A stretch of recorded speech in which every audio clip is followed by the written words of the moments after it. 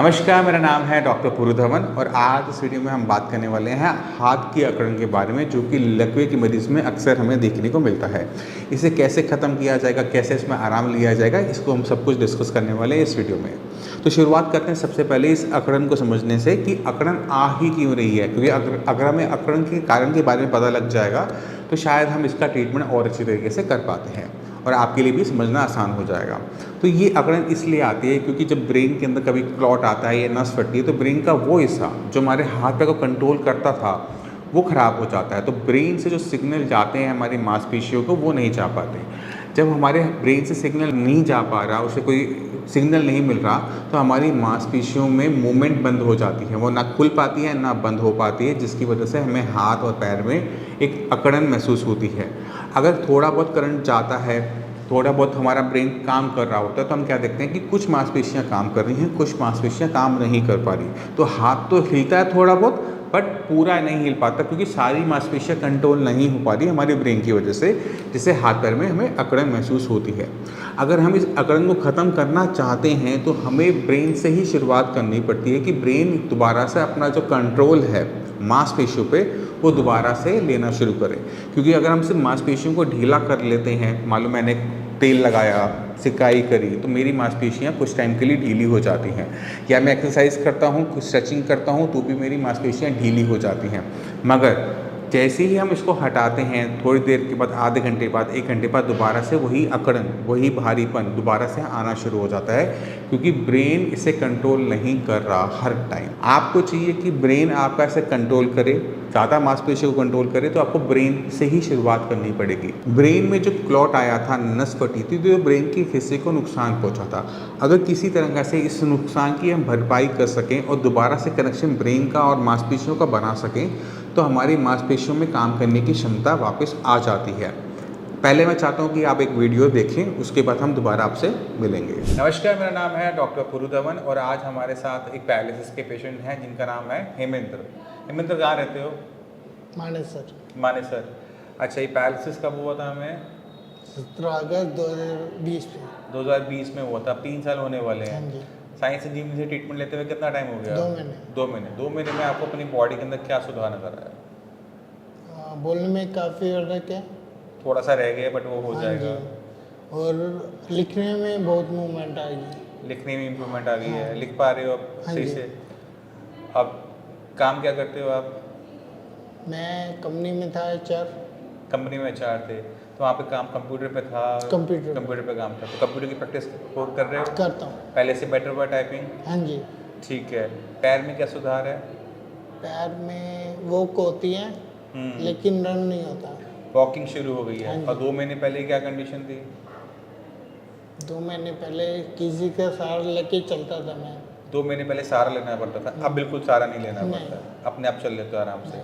हाथ में कोई वीकनेस तो हाथों पर करो, सबको दिखाओ, हाथ वीकनेस बंद करो, एक बार चल के दिखाओ। तो बाकी जो पेशेंट हैं पैरालिसिस के, जो जूझ रहे हैं आपकी तरह, उनको क्या एडवाइस करोगे? मेन यही है, हक दवाई लो, यहाँ से इम्प्रूवमेंट होगा। हेमेंद्र जी ने 2022 में सितंबर में भी कांटेक्ट किया था, मगर ये यहाँ पर आकर मिल के चले गए, मेडिसिन लेके नहीं गए थे। इनके माइंड में बहुत सारे डाउट रह गए होंगे उस टाइम में शायद, है ना? बट अब जब 2 महीने बाद, 2 महीने का ट्रीटमेंट आपने अब शुरू किया 2023 में, फरवरी एंड मार्च में, अब पता लगा मेडिसिन में कितना दम है, कितना भटकने के बाद? काफ़ी दम है ना? ठीक है। तो जितने भी पैरालिसिस के पेशेंट हैं उनको समझने की ज़रूरत है कि ब्रेन के अंदर जब क्लॉट आता है या नस फटती है तो ब्रेन का एक हिस्सा मर जाता है। अक्सर डॉक्टर्स बोलते हैं कि ये ठीक नहीं होगा, और वो बात सही भी है कि हम मरे को ज़िंदा नहीं कर सकते, बट जो हिस्सा मरा है उसका काम हमें बाकी हिस्सों को डिवाइड करना होता है। अब 2 महीने में अगर पेशेंट दोबारा से अपने सारे चलने लायक, बोलने लायक, लिखने लायक हो गया, तो ये खुद में एक अच्छा इम्प्रूवमेंट होती है।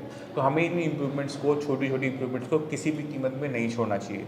जहाँ तक आज की डेट में हम बात करें तो हेमेंद्र जी अगले 1-2 महीने में काम पे दोबारा जाने लायक हो जाएंगे, और वही हमारा काम है, उसी, है ना? मेन क्या था, 2 महीने पहले किसी की सहारे की ज़रूरत है। अब अकेला चलता हूँ, बस से आता हूँ, ठीक है, और इवन गाड़ी भी चलाता हूँ। गाड़ी भी चला रहे हो? हाँ जी। Two wheeler, four wheeler? 4 wheeler four wheeler चला रहे हो, ऑटोमेटिक मैनुअल? मैनुअल। मैनुअल। थोड़ा ध्यान रखना हाँ ब्रेकिंग का, कोई है ना, ये ना हो किसी को आप चोट पहुंचा दो। इवन पहले तो बैक ही करता था, अब तो 150-200 किलोमीटर चला लेता हूँ। बढ़िया, बहुत बढ़िया है। ऐसे अच्छा लगता है जब ऐसे पेशेंट आते हैं, इतनी अच्छी इम्प्रूवमेंट बताते हैं, तो खुद को लगता है कि हम कुछ अच्छा काम कर रहे हैं। और ये बहुत ज़रूरी होता है किसी भी डॉक्टर के लिए, क्योंकि अवार्ड ट्रॉफी डॉक्टर्स के लिए लेना बहुत आसान काम होता है, मगर जब अच्छे पेशेंट जब ठीक होता है ना, उससे बढ़िया ना खुशी होती है ना कोई अवार्ड होता है। पहले क्या था, 2 व्हीलर पे जब चलते थे ना तो कॉन्फिडेंस नहीं आता था। अब 2 व्हीलर थोड़ा चलाते हैं लेकिन चलाते हैं। चलाते हो, हाँ जी। गिरने का डर तो नहीं लगता उसमें? डर तो लगता है। हाथ में भी ऐसे तो नहीं ना कि ब्रेक लेट लगती हो? नहीं, वो दिक्कत नहीं आती, दिक्कत ये आती है हाथ टाइम पे ब्रेक लगेगी नहीं लगेंगे, मैं वो इसलिए तो क्या पूछ रहा हूँ आपसे, क्योंकि हाथ में वाइब्रेशन है अभी। हाथ में वाइब्रेशन है। हाँ जी। बट अभी आप कोशिश करो कि आप खुले में चलाओ ग्राउंड में, क्योंकि किसी को और को नुकसान ना पहुँचे। अभी तो ग्राउंड में ही चलाता हूँ। ग्राउंड में चला रहे हो अभी, और गाड़ी भी ग्राउंड में चला रहे हो, सड़क पे चला रहे हो? सड़क सड़क पे चला रहे हो, हाईवे पे, मनेसर हाईवे, गुड़गांव मनेसर हाईवे। मानेसर मेहंदगढ़। अच्छा, मनेसर से मनेसरगढ़, ठीक है। चलो, हमारी पूरी और इवन इसमें डे भी नाइट भी, डे नाइट भी। चलो, क्या? ये तो अच्छी बात है, बहुत अच्छी क्योंकि यहाँ improvement से है। 6 बजे निकलते हैं और घर पहुँचते हैं 8-9 बजे। तो आप अभी तो काम कर नहीं रहे, आप कह रहे थे अभी तो घर तो जाता हूँ। तो जॉब से जा रहे हो, काम कर रहे हो अभी? नहीं, हाँ। वाइफ कर रही है जॉब। तो उनको लाना ले जाने वाला काम कर रहे हो? हाँ, यही कि बच गया। चलो, अच्छा है ना, टाइम मिल गया, जी। ठीक है। बट हाँ, ख़त्म होने वाला है, थोड़ी सी अपनी मेहनत करो, आप जितना हो सके रनिंग। अभी आपने थोड़े से लेदर शूज़ पहने हुए हैं, स्पोर्ट्स शूज़ डालो, और पार्क में, रोड पे, कहीं पर भी अपने रनिंग वाले पार्ट को टाइम दो। गाड़ी जब चलाओगे, 1.5 घंटा 2 घंटा गाड़ी चलाते हो, उसमें आपकी एक्सरसाइज बंद हो जाती है। हमें वो टाइम लगाना है अपने आप पर, ठीक है। तो अपना जो टाइम है उसको सही से यूटिलाइज करते हुए रनिंग पे, कि थोड़ा सा अभी हल्का सा झटका लगता है जब आप चलते हो, वो ख़त्म हो जाना चाहिए। मेन दिक्कत आती है कॉन्फिडेंस की। वो बैलेंस जब ढंग से बनेगा वो हो जाएगा। वो जो हल्का सा आपको लगता है ना चलते समय कि पैर इधर लेफ्ट राइट जा रहा है, मैं उसी चीज़ की बात कर रहा हूँ। इवन कल ये भी किया था, जैसे रोड क्रॉस करना होता है ना, तो वो भी किया था वो मैंने। तो हो जाएगी, वो तो आराम से हो जाएगी। कैसे हो जाएगा? वो तो आप रनिंग रोड में नहीं होगा। रनिंग नहीं हो पाएगी। तो रनिंग में किया था मैंने। रनिंग में किया था, हाँ जी। जैसे शेर पीछे पड़ जाए तो जिसको भागना ना आता वो भागना शुरू कर देता है, बिल्कुल। कल आपने वो वाला काम कर हाँ दिया। जी। मत करना, ऐसे दौड़ लेना, ठीक है, ठीक है ना। ऐसे क्या होता है, एक्सीडेंट में सामने वाले गाड़ी वाले को नहीं पता ना कि आपको दिक्कत है, वो तो अपनी स्पीड से आ रहा है, उसको लगेगा कि आप भागोगे। लेकिन आपके हाथ तो काम करते हैं, उसको रुकने के लिए बोलोगे रुक जाएगा। इतना डॉक्टर कभी भी नहीं बोलेगा कि अपने लाइफ को रिस्क हाँ, में लोग डालो। नहीं बोलेगा, सही बात है। आप बात को समझो, आप जो कर रहे हो अच्छी इम्प्रूवमेंट है, थोड़ा सा वेट कर लो, फिर सब कुछ करना ही करना है। आप दौड़ो, दौड़ने के लिए मना नहीं है, बट ग्राउंड में दौड़ो कि चोट लगने की संभावना ना हो। गाड़ी के सामने दौड़ने का कोई मतलब नहीं बनता है। नहीं, दौड़ने में एक दिक्कत आ रही है, जैसे ग्राउंड में दौड़ते हैं ना, तब ऐसा लगता है गिर जाएंगे अभी। अब कल जब सड़क पर दौड़े तब लगा, तब तो क्रॉस ही किया था। तब डर था वो डर तो था, गिरने का। गिरने का नहीं, मरने का। हाँ, तो वहाँ पर क्या हुआ कि जब आप चल रहे हो ना, तो अपने लेग पे फोकस कर रहे हो कि मैं कैसे चल रहा हूँ। जब आप गाड़ी के सामने दौड़े तब आपको ये नहीं था, आपको बस ये था कि आपको सड़क पार करनी है। तो दोनों चीज़ों में फ़र्क आ गया। नहीं, इससे डर उसमें खत्म हो कोऑर्डिनेशन का फर्क आता है। ये साइड है, आ रही है गाड़ियाँ, ये जा रही हैं, हाँ, आप कैसे क्रॉस करोगे? माइंड में फोकस खत्म हो गया ना। आपने फोकस अपने पैर से हटा के गाड़ी पे लगाया कि गाड़ी इधर से आ रही है, ये गाड़ी इधर से आ रही है, मुझे इतनी स्पीड पकड़नी है, तो मैं ये रोड इस तरह से क्रॉस कर लूँगा। तो वहाँ पर हमारा फोकस बदल गया। इस वजह से उस टाइम में हमें डर गिरने का नहीं लगा, डर हमें लगा गाड़ी का, कि गाड़ी लग ना जाए। ठीक है, तो वही है कि आपको अपना ये अपने माइंड से अब निकालना पड़ेगा कि मैं गिर जाऊँगा। नहीं गिरोगे तो कहाँ से गिरोगे? जितने खड़े हो उसी से गिरोगे ना, 3-4 फुट से, चोट नहीं आ सकती। ठीक है ना। तो इस चीज़ का थोड़ा सा ध्यान रखो। बाकी अभी 2 महीने हुए हैं, उम्मीद करते हैं अगले 2 महीने के अंदर हम आपका ट्रीटमेंट भी बंद कर दें। तो आपने यहाँ पे देखा कि पेशेंट की काम करने की क्षमता वापस आई, क्योंकि ब्रेन के अंदर जो नुकसान हुआ था उसकी भरपाई की गई। अभी भरपाई कैसे होती है उसको समझने की कोशिश करते हैं। ये भरपाई करने के लिए हमें चाहिए होता है वो है न्यूरोप्लास्टिसिटी। न्यूरोप्लास्टिसिटी एक ऐसा मैकेनिज्म है, जैसे अगर आपके शरीर में कहीं कट लग जाए, हड्डी टूट जाए, तो कुछ दिनों के बाद वो घाव अपने आप भर जाता है, हड्डी अपने आप जुड़ जाती है। इसी तरह से अगर हमारे ब्रेन के अंदर किसी भी वजह से नुकसान हो जाए, नस फट जाए या क्लॉट आ जाए, तो ब्रेन में हुए नुकसान की भरपाई भी अपने आप होती है, और इसे हम कहते हैं न्यूरोप्लास्टिसिटी। ये न्यूरोप्लास्टिसिटी हर पैरालिसिस पेशेंट में देखने को मिलती है। अगर आपको आज की तारीख में लकवा हुआ है, तो दिसंबर तक आपके ब्रेन के अंदर इम्प्रूवमेंट चलेगी, और जिसकी वजह से आपकी कोई भी क्षमता कुछ हद तक वापस आ जाती है। और बहुत सारे केसेस ऐसे होते हैं जहाँ पे पूरी क्षमता वापस आ भी जाती है। अगर ये 6 महीने बीत गए और उसके बाद भी आपके अंदर इम्प्रूवमेंट की स्कोप है, मतलब आप पूरे ठीक नहीं हुए, तब ये दिक्कत पैदा होती है कि पेशेंट में इम्प्रूवमेंट नहीं आती। चाहे आप जितनी मर्जी फिजियोथेरेपी करवा लो, जितनी मर्जी मेडिसिन खा लो, जितनी मर्जी आप किसी के भी चक्कर लगा लो, क्योंकि ब्रेन के अंदर जो नेचुरल तरीके से जो न्यूरोप्लास्टिसिटी हो रही थी वो बंद हो जाती है। इसके बाद किसी भी टाइप का ट्रीटमेंट आपको रिजल्ट नहीं दे पाता। अगर हमने पेशेंट के अंदर इम्प्रूवमेंट दोबारा से लेकर आनी है, जो रुकी हुई इम्प्रूवमेंट है उसे दोबारा से शुरू करना है, तो हमें दोबारा से ब्रेन के अंदर न्यूरोप्लास्टिसिटी को चालू करना पड़ेगा। अब ब्रेन के अंदर न्यूरोप्लास्टिसिटी क्या मैकेनिज्म है उसको समझने की कोशिश करते हैं। हमारे न्यूरॉन सेल्स आपस में एक दूसरे से जुड़े हुए होते हैं, जो कि आप अपनी स्क्रीन पर थोड़ा सा देख पा रहे होंगे। ये न्यूरॉन सेल्स आपस में एक दूसरे को ना करंट देते रहते हैं। करंट देने का मतलब है ये एक दूसरे को इन्फॉर्मेशन देते रहते हैं। ये इन्फॉर्मेशन पास करते हैं, प्रोसेस करते हैं, इवेल्युएट करते हैं, और हमारी बॉडी को वो रन करते हैं। इनकी प्रोसेसिंग अलग होने की वजह से हर इंसान दूसरे इंसान से अलग होता है, सोचने का तरीका अलग होता है, बात करने का तरीका अलग होता है, क्योंकि हर किसी के पास ये जो न्यूरॉन सेल्स है, ये ब्रेन है, ये डिफरेंट है, और इनके काम करने का तरीका भी डिफरेंट होता है। अब हमें चाहिए कि अपने ब्रेन के अंदर इस तरह से विकास करें कि हमारी खोई हुई क्षमता वापस आए। तो ब्रेन की डेवलपमेंट को हम समझने की कोशिश करेंगे कि ब्रेन कैसे डेवलप होता है। आप किसी प्रोफेशन में होंगे, आप हो सकता है कि मैथ्स पढ़ाते हैं, या मैथ्स के टीचर हैं, या मैथ्स के स्टूडेंट हैं, तो आप अगर मैथ्स ज़्यादा पढ़ते हैं, करते हैं, तो आप मैथ्स में बहुत अच्छे हो जाते हैं, मगर वहीं पर आपको केमिस्ट्री नहीं आती, क्योंकि आपका उसमें इंटरेस्ट नहीं है, ना आप उसे करते हैं। आप मैथ में तो अच्छे हो गए, केमिस्ट्री में अच्छे क्यों नहीं हुए? क्योंकि हमने मैथ पे प्रैक्टिस की थी, हमने बार बार किया था, तो हमारे ब्रेन ने अपने आप को मैथ्स के लिए बहुत अच्छा बना लिया। तो हमने उसको ज़रूरत बना के दी मैथ्स की, और उसने अपने अंदर इम्प्रूवमेंट लेकर आई। ये डेवलपमेंट तरीका होता है हमारे ब्रेन का। इसी तरह से अगर आप कोई और चीज़ को इमेजिन करने की कोशिश करो, कोई और एग्जांपल लो, मान लो कि आप प्लेन उड़ाते हो, पायलट हो, तो आप प्लेन उड़ाने में अच्छे होगे, बट इसका मतलब ये नहीं है कि आप स्पोर्ट्स कार भी अच्छी चला पाओगे। तो ये क्यों हो पाता है? क्योंकि हमने अपने ब्रेन को इस पर्टिकुलर चीज़ के लिए डेवलप किया है over the period of time. इसलिए हम हमेशा कहते हैं कि प्रैक्टिस करो, और हमारे बड़े बूढ़े लोग भी कहते थे कि आपको कोई जिस चीज़ में महारत हासिल करनी है उस पर आप लगे रहो, मेहनत करते रहो। तो जितनी मेहनत आप करोगे उतना ही हमारा ब्रेन उस चीज़ को लेकर अच्छा हो जाता है। ये तो आपको समझ में आ गया। अब एक लकवे का मरीज़ है, उसका हाथ और पैर नहीं चल पा रहा, उसके हाथ पैर में टाइटनेस आ गई है। अगर मैं सोचूं कि मैं उसको यहाँ पर मशीन लगा दूंगा, यहाँ पे पैड लगा दूंगा और उससे ताकत आ जाएगी, सोच के देखो, आएगी नहीं आएगी? नहीं आएगी। यहाँ की मांसपेशियाँ तो मसल स्टिमुलेटर की हेल्प से ठीक रहेंगी, टेंस की मदद से दर्द कम हो जाएगा, बट उसमें काम करने की क्षमता नहीं आ पाती। तो क्या होता है कि पेशेंट सही ट्रीटमेंट की ना मिलने की वजह से भटक जाता है।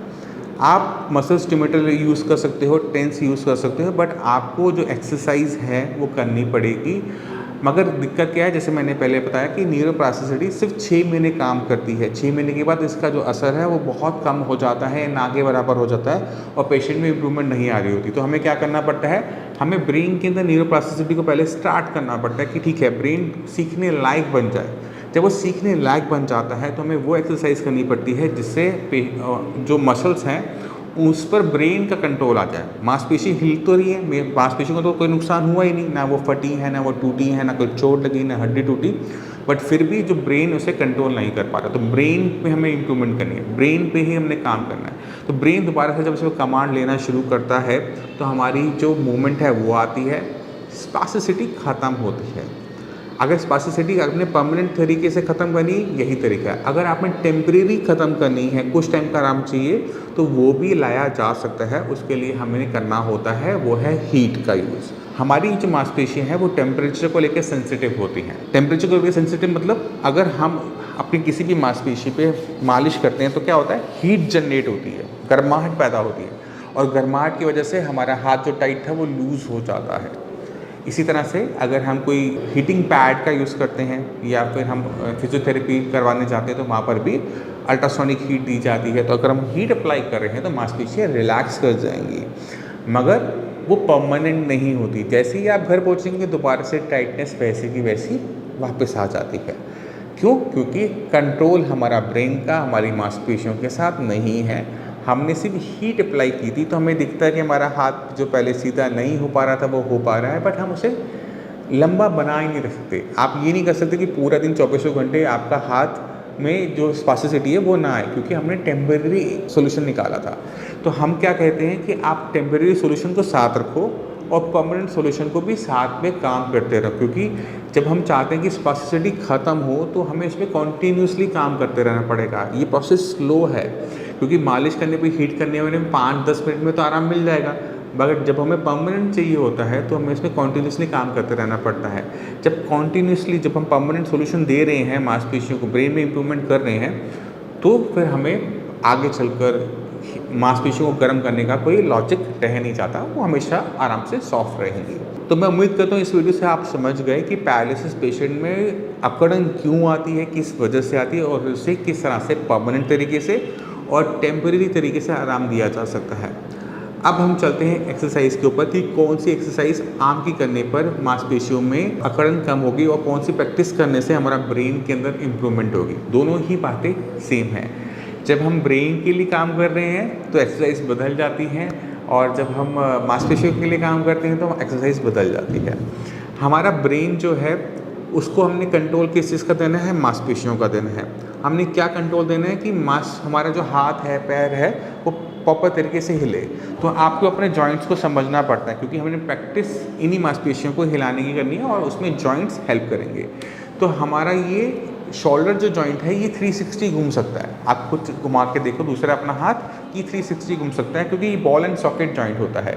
एक सॉकेट होता है हमारे कंधे के अंदर जो कि आप स्क्रीन पे देख पा रहे हैं, और ये जो हमारी हाथ की हड्डी होती है ये सॉकेट की तरह, बॉल की तरह इसमें फिक्स होता है। तो ये हम इसको 360 घुमा पाते हैं।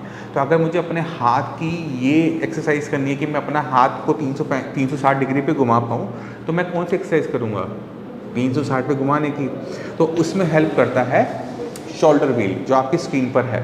आप इसकी हेल्प से रोटेशन कर सकते हो। अगर आपके पास शोल्डर व्हील ना हो तो आप दीवार के साथ खड़े होकर अपने हाथ को दीवार पर लगाते हुए इस तरह से घुमाने की कोशिश करो। ये आसान नहीं होगा, जितना आसान मेरे लिए है आपके लिए नहीं होगा, पर अगर हम प्रैक्टिस करेंगे तो ये आ जाएगा। दूसरा हमारा जो जॉइंट है वो है हमारा एल्बो जॉइंट, जो कि हिंज जॉइंट होता है। ये सिर्फ इतना ही मूवमेंट कर सकता है, इससे ज़्यादा मूवमेंट कर ही नहीं सकता। अगर मैं चाहूँ कि अपने हाथ को पीछे की तरफ ले जाऊँ, ये जाता नहीं है। तो हमने क्या करना है, यही मूवमेंट इसकी करनी है। तो आप क्या करेंगे, कुर्सी मेज पे बैठेंगे, अपने हाथ को सीधा रखेंगे और ये मूवमेंट करने की कोशिश करेंगे। अब आपका हाथ अपने कंधे को नहीं छू पाएगा, तो आप क्या करेंगे, इतना उठ रहा है तो दूसरे हाथ का सहारा लेंगे, बट आप ध्यान रखेंगे आपकी जो मांसपेशियाँ हैं वो यहाँ से जोर लगा रही हो। ये आपको जब जोर लगाते हो तो मांसपेशियाँ टाइट हो जाती है, तो आपको महसूस होना चाहिए कि आपकी मांसपेशियाँ टाइट हैं। अगर आपने हाथ को ढीला छोड़ रखा है, कोई दूसरा ऐसे ऐसे कर रहा है, इसका कोई फ़ायदा नहीं होने वाला, क्योंकि आपने अंदर से कोशिश अपनी मांसपेशियों को चलाने की नहीं की। तो हम क्या करेंगे, जितना वो अपने आप उठा ठीक है, जहाँ उसको सहारे की ज़रूरत है तो हल्का सहारा देंगे कि हाथ जाए, मगर कहाँ से, यहीं से, यहाँ से नहीं, क्योंकि हम सहारा दे रहे हैं, करवा नहीं रहे हैं। तो हमने इन चीज़ों का ध्यान रखना है। तो अगर हम ये एक्सरसाइज, दो एक्सरसाइज जो मैंने आपको बताई, एक तो शोल्डर व्हील वो करेंगे, दूसरा हम अपनी ये मूवमेंट करेंगे, तो इससे हमारी दो मेजर जॉइंट की प्रॉब्लम सॉल्व हो जाती है। अब आते हैं फिंगर्स के ऊपर। जब आपकी ये दो मेजर जॉइंट्स में इंप्रूवमेंट आ जाती है, उसके बाद ही आपकी फिंगर्स में मूवमेंट आने के चांसेस होते हैं। और फिंगर में मूवमेंट लेकर आना बहुत कठिन होता है, क्योंकि इसमें बहुत ज़्यादा मेहनत लगती है। अब इसको किस तरह से हम लेकर आ सकते हैं, इसको हम अगली वीडियो में बनाएंगे, क्योंकि इस वीडियो के लिए ये बहुत लंबा हो जाएगा और आपके समझ में भी कम आएगा। तो इसी के साथ इस वीडियो को ख़त्म करते हैं, मिलते हैं अगली वीडियो में, तब तक के लिए नमस्कार।